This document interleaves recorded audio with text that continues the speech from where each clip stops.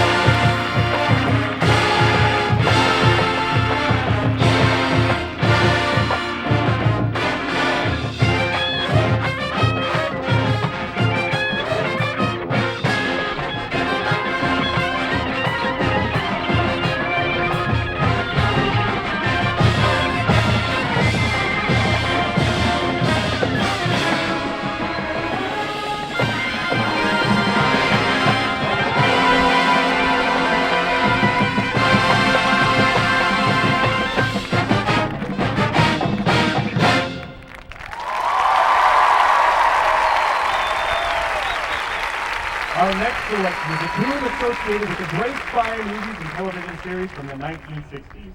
The lyrics from its chorus, they've given you a number and taken away your name, remind us that it's not easy to be a spy.